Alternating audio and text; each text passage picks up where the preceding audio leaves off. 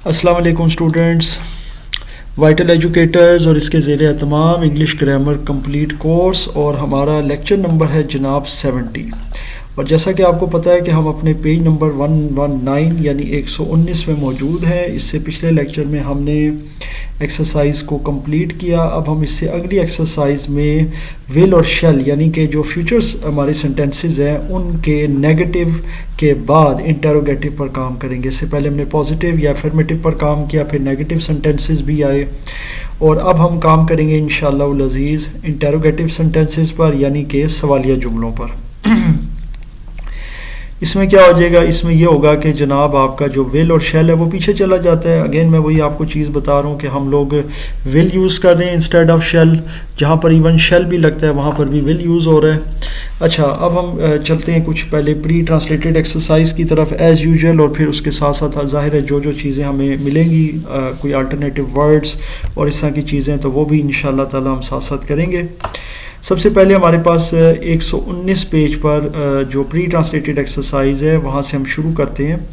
तो इसको देखते हैं कि क्या है। तुम्हारे लिए ख़तरे का सामना कौन करेगा? Who will face the danger for you? क्या लोग पागल कुत्ते के पीछे भागेंगे? Will the people run after the mad dog? तुम मकान कब खाली करोगे? When will you vacate the house? ये देखें, अब ये मैंने आपको पहले भी वर्ड बताया था और अगेन बता रहा हूँ, ये बिल्कुल ठीक है। अक्सर एम्प्टी भी लिख देते हैं क्योंकि वो विकेट का वर्ड आता नहीं है। मकान या कोई भी बिल्डिंग अगर उसको किसी मतलब आदमी से, औरत से या मुख्तलिफ लोगों से खाली करवाया जाए तो उसे विकेट कहा जाता है, याद रखिएगा। तो विकेट का लफ्ज़ इसके लिए बिल्कुल अप्रोप्रिएट है मकान खाली करने के हवाले से। अगर बोतल खाली करनी हो, कोई कंटेनर खाली करना हो, किसी चीज़ में कुछ सामान वगैरह पड़ा है, कोई कबर्ड है उसमें से कुछ चीज़ें निकालनी है उसको खाली करना है, कोई ड्रा है आपके किसी कबर्ड का, उसके लिए एम्प्टी का वर्ड यूज़ होगा। तो ये ज़हन में रखें कि खाली उर्दू में तो दोनों जगह पर खाली ही यूज़ होगा, लेकिन इंग्लिश के अंदर उसके वर्ड्स अलग हैं। क्या मुसाफिर गाड़ी से रह जाएंगे? Will the passenger miss the train? So passengers के हवाले से है कि will the passengers miss the train. So चलते हैं पेज नंबर 120 की तरफ। गवाला दूध में पानी क्यों मिलाएगा? Why will the milk man mix water with milk? तो बहरहाल ये ठीक है, इसमें मिल्क मैन ही होता है गवाले का। क्या आप मेहमानों को फल पेश करेंगे? Will you offer fruits to the guests? तो फ्रूट भी ठीक है और फ्रूट्स भी ठीक है, क्योंकि फ्रूट एक यूँ कह लें कि कलेक्टिव नाउन के तौर पर भी यूज़ होता है बहुत सारी चीज़ों को अगर कंबाइन किया जाए। क्या दुकानदार कम तोलेगा? Will the shopkeeper give short weight? ठीक है, तो ठीक है, विल द शॉपकीपर। अब ये गिव शॉर्ट वे भी ठीक है और अंडर एस्टिमेट भी यही होता है। तुम खोटा सिक्का कैसे चलाओगे? खोटा सिक्का होता है कोई नकली सिक्का, नोट के लिए भी यूज़ हो सकता है। तो खोटा सिक्का तो एक वैसे भी मुहावरे के तौर पर भी यूज़ होता है। बहरहाल ये वर्ड जो है ना, ये अब इसका आपको बताता हूँ। How will you pass a base coin?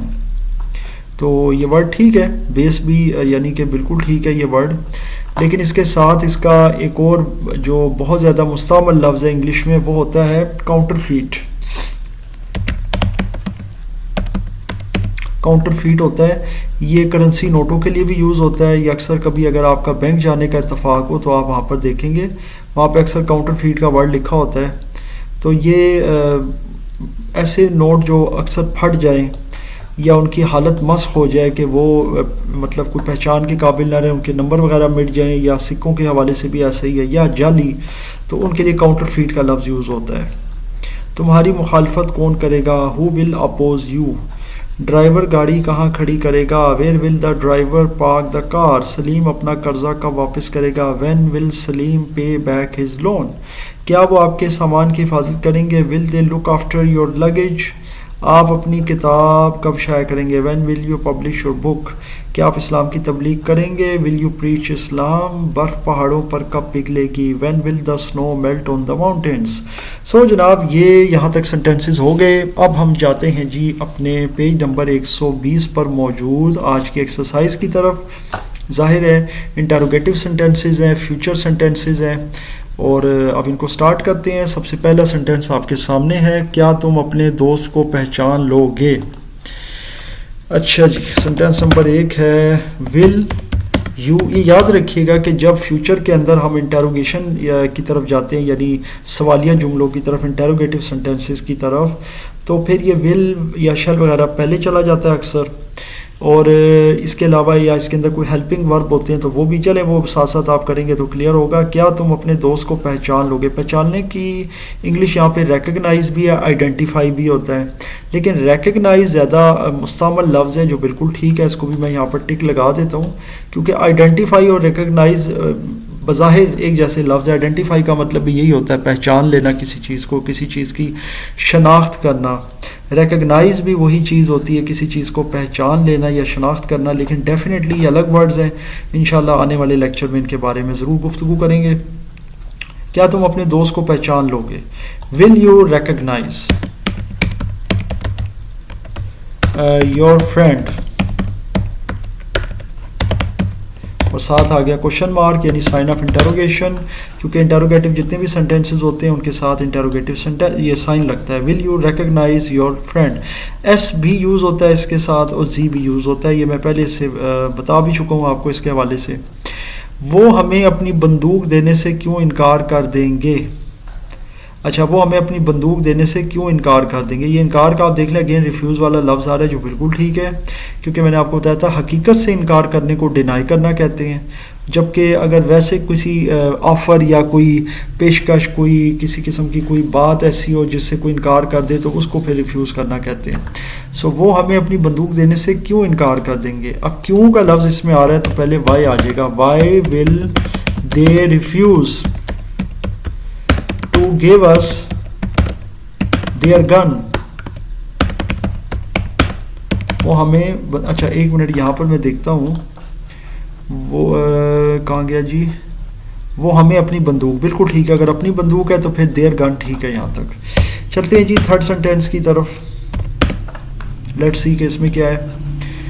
Third sentence है, क्या लड़के ये वाकया याद रखेंगे, ठीक है। क्या लड़के ये वाकया मतलब अच्छा, एक होता है मतलब वाकया, कोई चीज़, जैसे कोई चीज़ हैपन हो रही है, सो दिस इवेंट इस हवाले से हो सकता है, क्योंकि ये वाकये के हवाले से हो रहा है। तो क्या लड़के ये वाकया याद रखेंगे? तो विल द बॉयज़ याद रखना, रिमाइंड दिस इवेंट। तो आसान जुमला था लेकिन थोड़ा सा कंफ्यूजिंग था। बहरहाल ये W को कम कर देते हैं कैपिटल। तो रिमाइंड क्या मतलब? याद रखना। क्या वज़ीर इस्तीफ़ा नहीं देगा? इस्तीफ़ा कहते हैं जी रिज़ाइन कर देना। क्या वज़ीर इस्तीफ़ा नहीं देगा? क्या वज़ीर? Will the minister resign? Simple है जी, क्या वज़ीर इस्तीफ़ा नहीं देगा? अच्छा एक मिनट, ये मेरे ख्याल से शायद था नहीं देगा। Will the minister not resign? So ये आ गया जनाब। उसके बाद आते हैं पांचवें सेंटेंस की तरफ। और पुलिस छापा क्यों मारेगी? छापा कहते हैं रेड को, बिल्कुल ठीक है, और यहाँ पर इन्फिनेटिव में है। पुलिस छापा क्यों मारेगी? Why will the police raid? Simple, police छापा क्यों मारेगी।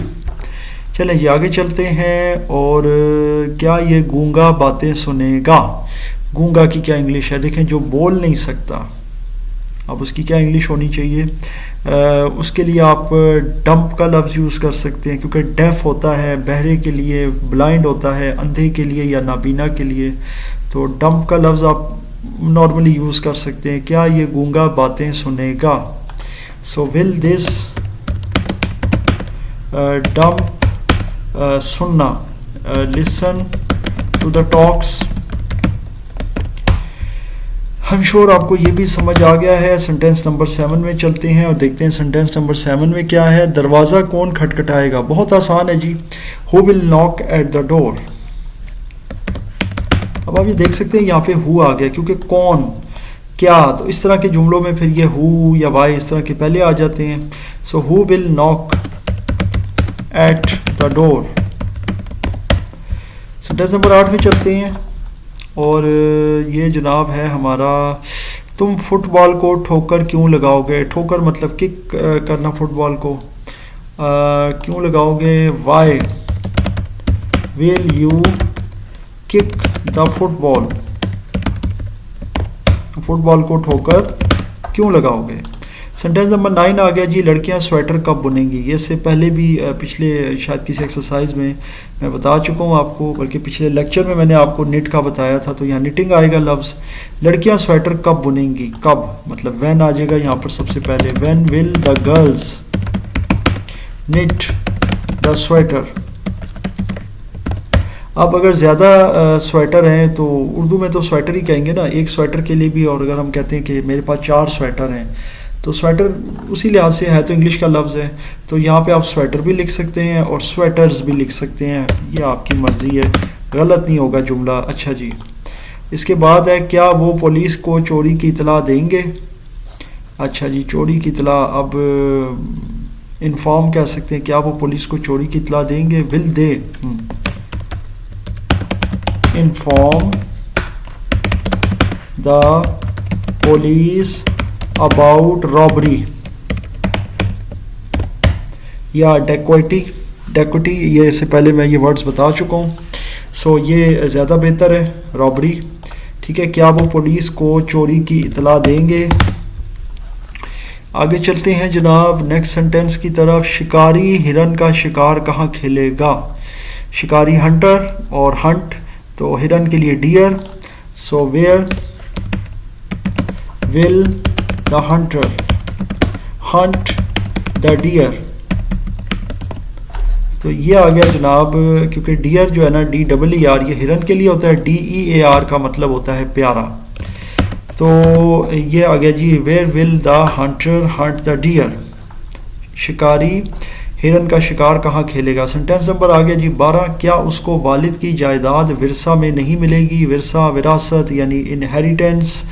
सो इनहेरिट यहाँ पे लिखा हुआ है, इनहेरिट भी वही चीज़ है, उससे रिलेटेड है, लेकिन विरसा या विरासत के लिए लफ्ज़ होगा इनहेरिटेंस। क्या उसको वालिद की जायदाद विरसा में नहीं मिलेगी? तो इसके लिए क्या लफ्ज़ होगा? विल ही नॉट हैव, बल्कि will he not gate his father's property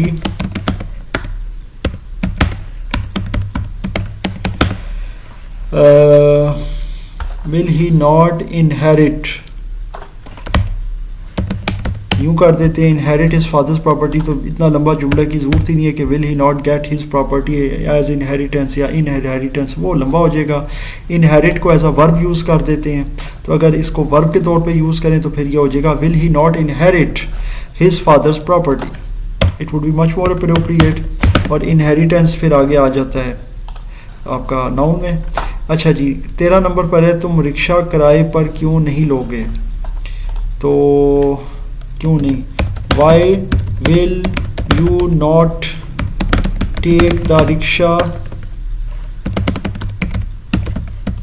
on rent?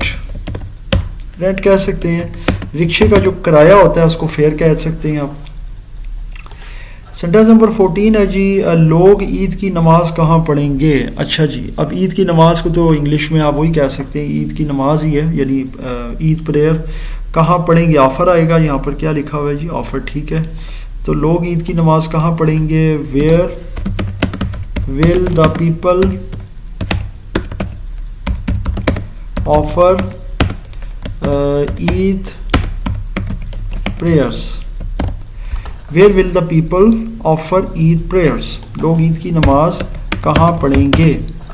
चलते हैं जी लास्ट सेंटेंस की तरफ। पाकिस्तान कौन सी अशिया दर आमद करेगा? ये से पहले मैं बता चुका हूँ पिछले लेक्चर में, दर आमद और बर आमद तो इम्पोर्ट है। कौन सी अशिया, कौन सी गुड्स, यानी अशिया के लिए गुड्स का लफ्ज़ ज़्यादा यूज़ होता है। Which goods Pakistan will import? Pakistan कौन सी अशिया दर आमद करेगा? गुड्स यानी चीज़ों के लिए लफ्ज़ यूज़ होता है, कोई ऐसी चीज़ें जो कारोबार में आ जाती हैं, जिनके ज़रिए लोग कारोबार करते हैं कोई भी चीज़, तो उसके लिए गुड्स का लफ्ज़ आ जाता है। पाकिस्तान कौन सी अशिया दर आमद करेगा? तो तो ये जनाब हो गया हमारा एक्सरसाइज का मामला 120 नंबर पेज पर। अब हम चलते हैं कुछ प्री ट्रांसलेटेड एक्सरसाइज की तरफ। इसी लेक्चर में हमारे पास अभी कुछ वक्त मौजूद है, तो हम कुछ प्री ट्रांसलेटेड जो सेंटेंसेस हैं उनको देख लेते हैं। इनमें अगर कुछ वर्ड्स निकल आते हैं तो वो भी आपके साथ मैं शेयर करता हूँ। ये फ्यूचर कंटिन्यूस में अब आ रहा है एक्टिव में, क्योंकि और यह कन्फर्मेटिव भी है यानी अफर्मेटिव भी है सेंटेंस, यानी कि मतलब रही है, रहा है और हो गई है, ज़ाहिर है उसमें फिर क्योंकि फ्यूचर है तो होगा, होगी, होंगे, लेकिन उसमें रही वाला लफ्ज़ आ जाएगा क्योंकि कंटिन्यूस है। अब बारिश हो रही होगी, it will be raining now, सूरज तुलू हो रहा होगा, the sun will be rising. आसान जुमले हैं यहाँ तक। किसान हुक्का पी रहा होगा, the farmer will be smoking his pipe. Okay जनाब, ये वर्ड एज सच ठीक है, लेकिन अगर मैं इसके टेक्निकल थोड़ा सा जुमले की तरफ जाऊं तो आपके साथ कुछ चीज़ें शेयर करता हूं। बुनियादी तौर पर आपको एक बहुत इंटरेस्टिंग चीज़ बताता हूं कि ये जो लफ्ज़ है ना जी, ये हुक्का, ये बेसिकली है ही यानी कि इंग्लिश का लफ्ज़ है जी, ये ठीक है। ये आपके लिए मैं कहता हूँ बहुत शायद सरप्राइज़ वाली बात होगी। इसको मैं यहाँ करके तो फिर इसको अंडरलाइन कर देता हूँ। अब ये ठीक है। अच्छा जी, तो ये जो हुक्के का लफ्ज़ है ना, ये है ही इंग्लिश का लफ्ज़। अब आपको मैं बताता हूँ कि इसको इंग्लिश में लिखते कैसे हैं। हुक्का, HOOKAH, ये लफ्ज़ है जी, अंग्रेज़ी का लफ्ज़ है और इसको उर्दू में हम हुक्का कहते हैं। और ज़ाहिर है इंग्लिश के स्पेलिंग भी यही है और वर्ड भी इंग्लिश का ही है। इसके अलावा इसके लिए और भी वर्ड्स यूज़ होते हैं। मिसाल के तौर पर आप इसको कह सकते हैं स्मोकिंग पाइप, ये भी कहा जाता है। सिंपल पाइप भी है हमारा, स्मोकिंग पाइप भी है, हबल बबल भी है। हबल बबल का एक और मतलब भी होता है शोर गुल करना, शोर शराबा करना, उसके लिए भी यूज़ होता है और हुक्का के लिए भी यूज़ होता है हबल बबल। तो ये वर्ड्स हैं जी, इसके लिए आप इनमें से कोई भी वर्ड यूज़ कर सकते हैं। ये भी ठीक है पाइप तक, बहरहाल ये आप इनमें से ये भी यूज़ कर सकते हैं। माँ अपने बच्चे को चूम रही होगी, the mother will be kissing her baby. ठीक हो गया जनाब। हर चाइल्ड भी कह सकते हैं, बेबी भी कह सकते हैं। मुसाफिर टिकट ख़रीद रहे होंगे, the passengers will be buying the tickets. बच्चे पहाड़ी ज़बानी याद कर रहे होंगे, the children will be learning tables by heart. उस्ताद जमात को अंग्रेज़ी या इंग्लिश पढ़ा रहा होगा, the teacher will be teaching English to the class. माली पौधों को पानी दे रहा होगा, the gardener will be watering the plants. चोर मकान में नकब लगा रहा होगा, the thief will be breaking into the house. इससे पहले भी मैं बता चुका हूँ नकब लगाना, ब्रेक इनटू। लोग नमाज ईद अभी पढ़े हैं हमने, बल्कि सेंटेंस किया ऑफरिंग ईद नमाज या प्रेयर्स। परिंदे दरख्तों पर चहचहा रहे होंगे, the birds will be chirping या ट्वीटिंग। इसके लिए ट्वीटिंग का वर्ड भी आप यूज़ कर सकते हैं। मैंने इससे पहले भी अपने किसी लेक्चर में आई एम श्योर बताया हुआ है। अब मुझे एग्जैक्टली लेक्चर नंबर याद नहीं है, बारह ये मैं साथ साथ बताता रहता हूँ। तो ये ट्वीटिंग का लफ्ज़ भी आ जाता है, ट्वीट करना, किसी परिंदे का चहचहाना, उसे ट्वीट करना कहते हैं। और आपको पता है ट्वीट से क्या मतलब है मेरा। ज़्यादातर ये जो ट्वीट का लफ्ज़ है कहाँ यूज़ करते हैं, सोशल मीडिया पर। सो जनाब ये आ गया यहाँ पर। अब इसके बाद आते हैं रंग रेज, कपड़े रंग रहा होगा। रंग रेज कहते हैं कपड़े रंगने वाले को, डायर होता है, और कपड़े रंगना कहते हैं डाई करना। बालों को रंगना भी या बालों को रंग करने को भी डाई करना कहते हैं, DYE। पेंट करना नहीं होता, मतलब पेंट का लफ्ज़ और कॉन्टेक्स्ट में यूज़ होता है। कुत्ते हड्डी पर लड़ रहे होंगे, the dogs will be fighting over the bone. So ये जनाब है विल बी, शैल बी। ज़ाहिर है हमने तो विल बी यूज़ करना है और बाकी फर्स्ट फॉर्म ऑफ वर्ब के साथ ING आ जाता है, ये इसकी पहचान है। और यहाँ मेरे पास 15 सेंटेंसेस हैं एक्सरसाइज जो कि पेज नंबर 121 पर मौजूद है। तो मैं कोशिश करता हूँ, मेरे पास अभी कुछ टाइम का मार्जिन है 1 से 2 मिनट का इस लेक्चर में, तो मैं 2-3 सेंटेंस आपके साथ शेयर कर लेता हूँ। पेज नंबर है जी 100 आई थिंक 21 जी बिल्कुल। सो यहाँ पर कर लेते हैं ट्रांसलेशन। तो ये आ गया जनाब पेज नंबर 121। तो इसकी ट्रांसलेशन शुरू करते हैं। कोशिश करता हूँ 2, 3 या 4 सेंटेंसेस आपके साथ शेयर कर लूँ। तुलबा घर वापस जा रहे होंगे, स्टूडेंट्स विल बी। देखें स्टूडेंट्स विल बी, क्योंकि विल बी आएगा और आगे फर्स्ट फॉर्म जो होगी ना वर्ब की उसके साथ ING लगेगा, यानी रिटर्निंग। अब यहाँ क्या लिखा हुआ है उर्दू एक दफ़ा मैं देख लूँ। घर वापस, अपने घर नहीं लिखा हुआ तो देर नहीं होगा, यहाँ पे सिंपल होगा रिटर्निंग होम बस। चूँकि ये इंटरोगेटिव नहीं है तो आगे साइन ऑफ इंटरोगेशन नहीं लगेगा। Students will be returning home. सदर जलसा में तकरीर कर रहे होंगे, सदर साहब जलसे में तकरीर कर रहे होंगे, सिर्फ सदर नहीं होना चाहिए, वरना अगर ज़्यादा सारे सदर हो तो फिर सदर की जमा सदूर होता है। ये मैं साथ यहाँ पर लिख देता हूँ। तो ये उर्दू थोड़ी सी माउस के साथ ऐसे ही लिखी जाती है, बहरहाल ये स्वाद है, ये है की तरह पढ़ा जा रहा है, क्योंकि वो बात है माउस के साथ बड़ा सदूर है, सदर की जमा। अगर तो ज़्यादा सारे सदर हों तो फिर तो, लेकिन सदर एक ही होता है, आपको पता है हर जलसे का। तो ये नहीं होता कि एक जलसे के एक से ज़्यादा सदर हों या प्रेसिडेंट हो। तो यहाँ पर सदर ही होगा, तो फिर यहाँ पर आप साहब लगा देंगे, सदर साहब। यहाँ पर यूँ कर सकते हैं, या मोहतरम सदर जलसे में तकरीर कर रहे होंगे, क्योंकि हम ज़रा रिस्पेक्ट के मैनर में बात करें ना कि कर रहे होंगे। अगर हम ये कहें सदर जलसे में तकरीर कर रहा है तो वो थोड़ा सा डिसरिस्पेक्ट वाला जुमला आ जाता है कि वो कर रहा है। तो हम ये कहते हैं ना कि जैसे सदर साहब जलसे में तकरीर करें, तो वो अगर रिस्पेक्ट के मैनर में रहे हैं लगाया, ये प्लूरल के माने नहीं है, तो फिर सदर साहब हो जाएगा, या मोहतरम सदर जलसे में तकरीर कर रहे होंगे। सो आई एम श्योर आपको ये थोड़ी सी एक्सप्लेनेशन समझ आ गई है। तो रिस्पेक्टेड, इसके लिए मैं खुद थोड़ा सा ऐड करूँ जुमले में, रिस्पेक्टेड प्रेसिडेंट विल बी, ज़ाहिर है अगर तकरीर कर रहे हैं तो यहाँ पे देखें, तकरीर जो होती है ना वो डिबेट नहीं है, वो स्पीच है। तो यहाँ पर स्पीचिंग वर्ड नहीं होगा, क्योंकि हमने वर्ब की फर्स्ट फॉर्म के साथ आईएनजी लगाना है। तो यहाँ पे डिलीवरिंग आ जाएगा, delivering speech in the procession, या मीटिंग भी कह सकते हैं, यानी कि आप इसको या मीटिंग भी कह सकते हैं, क्योंकि वो हो सकता है मीटिंग के हवाले से यहाँ पर मुराद हो। तो ये है respected president will be delivering speech in the procession या मीटिंग। ठीक है, तो ये हो गया जनाब। तो या रिस्पेक्टफुल, वो आपकी मर्ज़ी है। इस सेंटेंस की तरफ चले जाते हैं जी, इसको देखते हैं कि इसमें क्या है। और तीसरा सेंटेंस है, मोअज़्ज़ज़ मेहमान इनामात तकसीम कर रहा होगा। मोअज़्ज़ज़ मेहमान, अब यहाँ पे क्या है जी, गेस्ट ऑफ ऑनर। ठीक हो गया जी, मेहमान खसूसी भी इसको कहते हैं, मोअज़्ज़ज़ मेहमान या मेहमान खसूसी इनामात तकसीम कर रहा होगा। सो यहाँ पर लिखेंगे guest of honour will be distributing the prizes. एक और सेंटेंस कर लेते हैं जी, सेंटेंस नंबर 4, उसके बाद अपने इस लेक्चर को क्लोज करते हैं। मैं ड्रामे में हिस्सा ले रहा होऊंगा, बहुत आसान है, I will be taking part in the drama. So I will be taking part in the drama. So ये हो गया जनाब हमारा आज का lecture number 70। I am sure आपको पसंद भी आया और समझ भी आया होगा। इसमें किसी किस्म का कोई भी क्वेश्चन, कन्फ्यूजन या आपकी कोई एडवाइस या सजेशन हो तो मेरे साथ ज़रूर शेयर कीजिएगा।